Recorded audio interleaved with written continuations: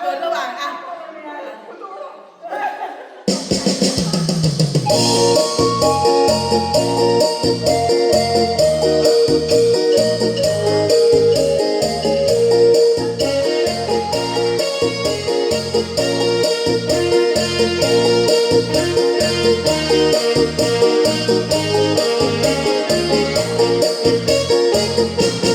ถึงแผ่นดิน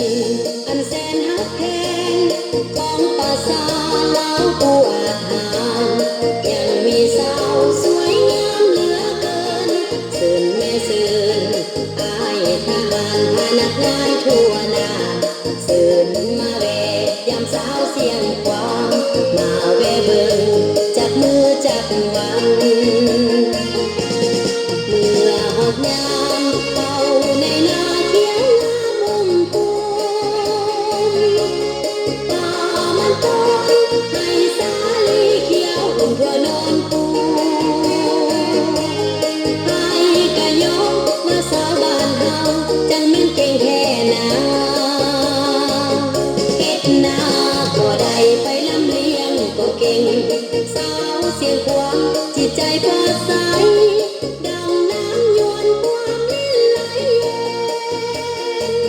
อยู่กองห่มแปดลมพัดวีวอนหน้าอ่อนซ้อนแม่สาวกองร้อนแห่งกองห้อย12มิลลิแปดรวมฝึกเอกวิชาทหารเพื่อต้านทานอับโจรอากาศเมลีกาโอ้สาวเสียงพวงสาวบ้านเฮาสมชื่อเป็น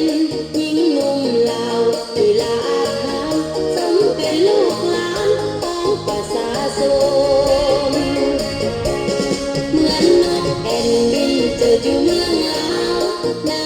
ฮักแท้แม่สาวเสียงควางหน้าสวยๆตาดำๆข้อกลมเคียงบ่าบ่าพายปืนยิ้มแย้มแจ่มใสพวงก้าวไปตามเส้นทางปลอดภัยประเทศไท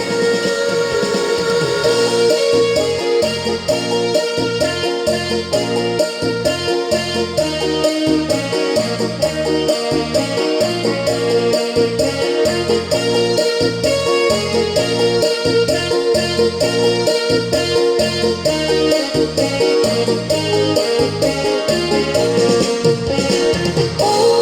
สาวเสียงพวงสาวบ้านเฮาสมชื่อเป็นหญิงนุ่มลาวลีลาอาถรรพ์สมเป็นลูกหลานของประชาชนเหมือนนกแอ่นบินเจออยู่เมืองลาวหน้าฮักแท้แม่สาวเสียงควางหน้าสวยๆตาดำๆข้อกลมเคียงบ่าบ่าพายปืน